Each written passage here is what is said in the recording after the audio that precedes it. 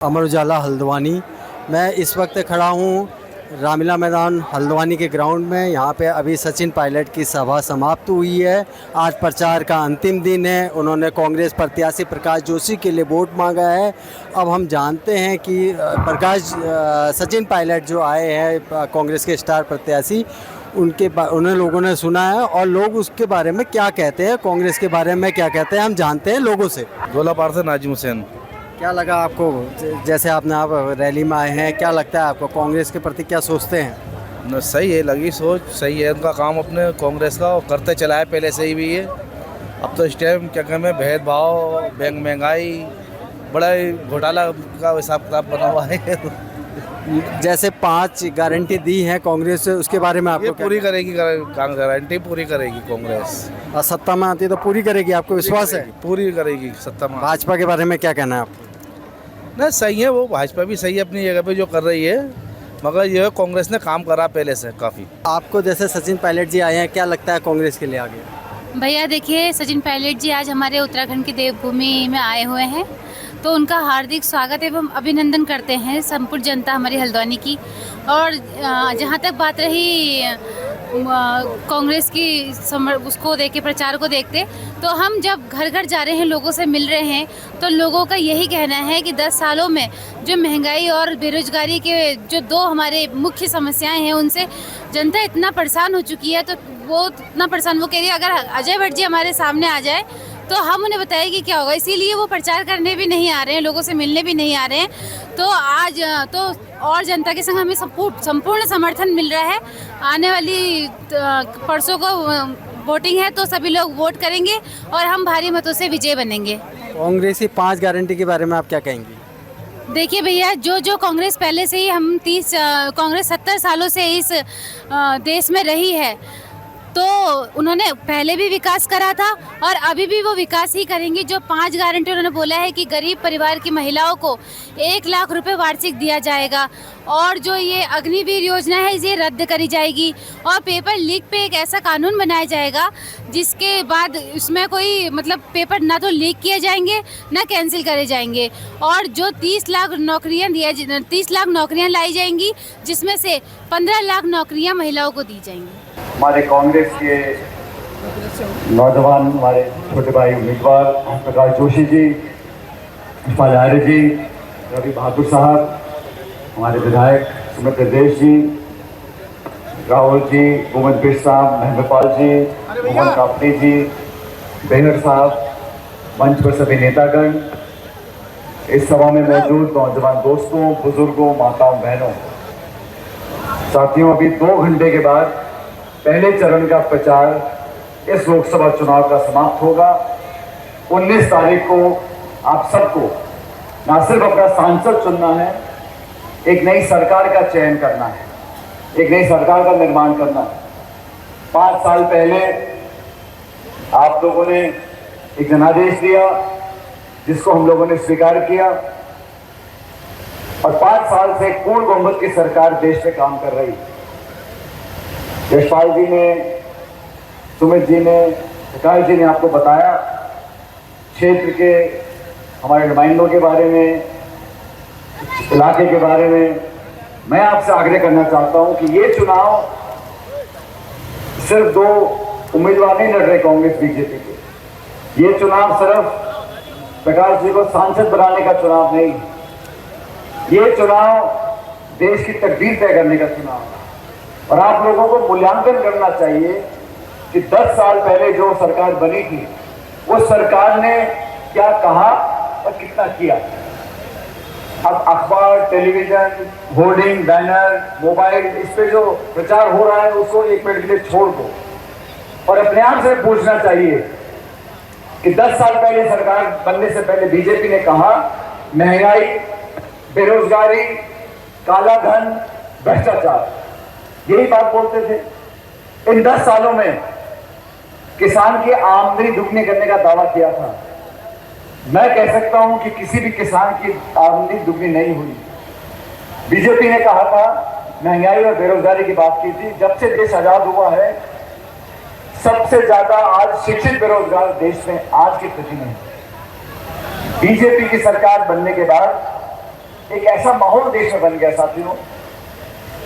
पहले भी गैर कांग्रेस सरकारें थी केंद्र में, लेकिन इस सरकार ने जो काम किया है, जिस आक्रामक राजनीति का परिचय दिया, प्रतिशोध की भावना से काम किया, बदले की भावना से काम किया और देश में ऐसा माहौल बना दिया कि विपक्ष मुक्त करना चाहते हैं, कांग्रेस मुक्त करना चाहते हैं, 300 पार, 400 पार, 500 पार। मेरा तो निवेदन है आप सब लोगों से, कृपया करके अपने वोट का सदुपयोग करें और बीजेपी की सरकार को मौका दिया 2 बार। इन 10 सालों में क्या कानून बनाए, किसान के खिलाफ 3 काले कानून, नोटबंदी, जीएसटी, सरकारी पद खाली पड़े हैं, सरकार को कोई चिंता नहीं है। हमारी पार्टी ने, मुझे फक्र कहते हुए, पहली पार्टी है जिसने कहा एमएसपी पर किसान की फसल खरीद पे हम कानून बनाएंगे। मैनिफेस्टो में कहा हर गरीब परिवार को सालाना 1 लाख रुपए हम देंगे। लोगों ने कहा ये पैसा कहां से लेके आओगे? जब जनता की गाड़ी कमाई लाखों करोड़ रुपए हम चंद उद्योगपतियों के कर्जा माफ कर सकते हैं, तो देश में जो गरीब परिवार हैं उनके साल भर का लाख रुपए हम नहीं दे सकते। इच्छा शक्ति चाहिए। सबर पे बाहर से अगर आप काम करना चाहो तो संसाधन मिल जाते हैं। लेकिन बीजेपी ने क्या किया? इलेक्ट्रोल बॉन्ड से जो पैसा इकट्ठा हुआ, चंदा दो और ठेका लो, 8-9 हजार करोड़ रुपए इकट्ठे कर लिए। उस पर तो इनकम टैक्स ने कार्रवाई नहीं करी और कांग्रेस के खातों में बंद कर दो, विपक्ष की आवाज को दबा दो, निर्वाचित मुख्यमंत्रियों को जेल में डाल दो। ये कहां की राजनीति है? आचार संहिता लगी है देश में, बावजूद उसके चुनी हुई सरकारें, जो मुख्यमंत्री किसी पार्टी का भी हो, हमारे मतभेद हो सकते हैं, विचारधारा अलग हो सकती है, लेकिन निर्वाचित मुख्यमंत्रियों को आप जेल में डाल दो, खाते सीज कर दो, इनकम टैक्स, ईडी, सीबीआई के छापे डलवा दो, विपक्ष की आवाज को दबा दो, संसद से 147 सांसदों को निलंबित कर दिया। एक दिन में 147 सांसदों को निलंबित कर दिया और पीछे से कानून पास करा रहे हो। वो तो धन्यवाद देना चाहते हैं सुप्रीम कोर्ट का। सर्वोच्च न्यायालय ने हस्तक्षेप किया, तब जाके कांग्रेस के खातों को खोला गया। सर्वोच्च न्यायालय ने कहा, आप सबने देखा होगा चंडीगढ़ में चुनाव थे, महापौर के चुनाव में चुनाव अधिकारी बैठ के खुद वोटों को खराब कर रहे हैं। वो तो कैमरे में पकड़ा गया, सुप्रीम कोर्ट ने निष्पत्ति दी, तब जाके न्याय वहां पर हुआ। भाजपा की सरकार से सवाल आप पूछ सकते नहीं, संसद में जवाब देंगे नहीं, संवाद होगा नहीं, चर्चा होगी नहीं, एक तरफा कार्रवाई होगी। विपक्ष को समाप्त करना चाहते हैं, कांग्रेस मुक्त बनाना चाहते हैं। मैं बड़ी विनम्रता से कहना चाहता हूं, राजीव गांधी प्रधानमंत्री थे, उस समय 400 पार कांग्रेस के सांसद थे, लेकिन राजीव जी ने कभी नहीं कहा मैं भाजपा मुक्त बनाना चाहता हूं, विपक्ष को खत्म करना चाहता हूं।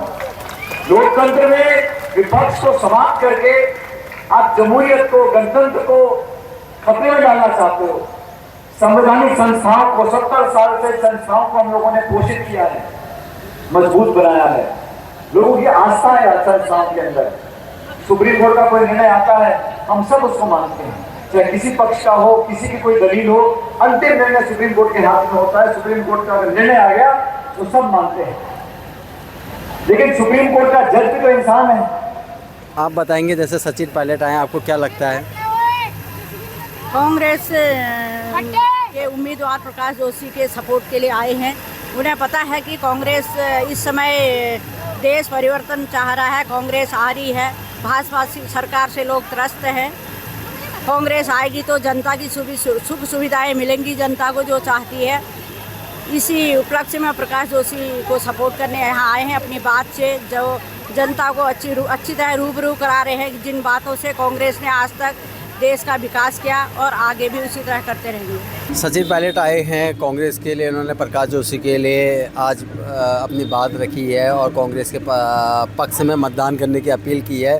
5 बजे बाद प्रचार भी ख़त्म हो जाएगा। आप प्रत्याशी, मतलब आपको लगता है कि आपको जैसे क्या लगता है कि कांग्रेस इस बार सत्ता में आती है, या जो भाजपा का नारा है 400 पार वो आपको सच होता हुआ दिख रहा है? देखो हरीश भाई, बात तो यह है कि 400 पार का उनका नारा है। वो 400 पार भी कह सकते हैं, 500 पार भी कह सकते हैं, 450 पार भी कह सकते हैं। क्या पता उन्होंने पहले से ही उनकी मशीनों ने 400 पार का नारा दे दिया।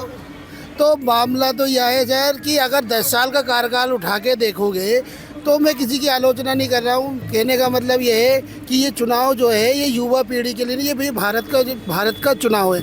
और जो हमारे जैसे युवा है, हमारे आगे हमारे बच्चे हैं, उनके लिए चुनाव होता है कि इसमें लोग सोचते हैं बड़ा चुनाव है, देख लेंगे जिसकी लहर होगी वोट डाल देंगे। नहीं, इस चुनाव को भी आप अपने भविष्य का हिस्सा बना के देखोगे तो ये अपने शरीर का एक महत्वपूर्ण अंग है। इसमें चाहो तो आप भारत का जो भविष्य तय करती है सरकारें, ये भारत का भविष्य है और ये जनता का भविष्य है कि आप चाहो तो अच्छी पार्टी चुनो, आप चाहो तो बुरी पार्टी चुनो।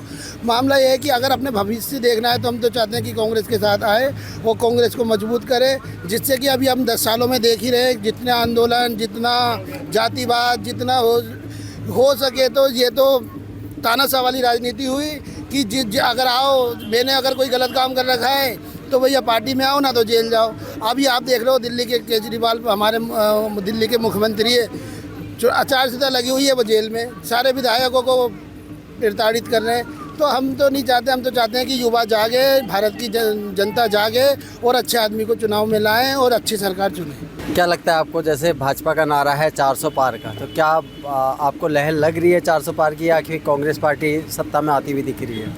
देखिए, पिछले 10 सालों का जो कार्यकाल है वो सभी लोगों ने देखा कि जिन जिन वादों को लेकर बीजेपी सरकार 2014 में सत्ता में आई थी, जैसे 2 करोड़ रोजगार हर साल युवाओं को दिया जाएगा, विदेशों से काला धन लेकर हर गरीबों के खाते में 15-15 लाख दिया जाएगा, महंगाई कम होगी, भ्रष्टाचार खत्म होगा, तो इन चारों मुद्दे पे पूरी तरह से विफल हो गई है।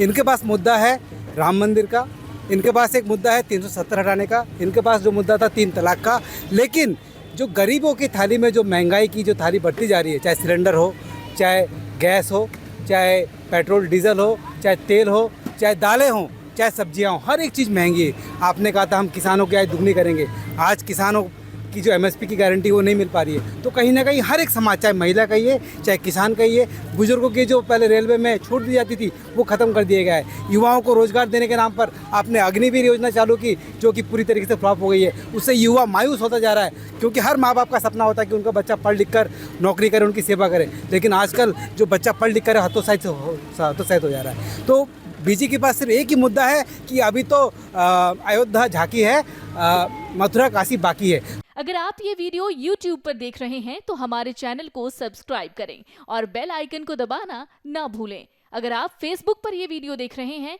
तो हमारे पेज को लाइक करें।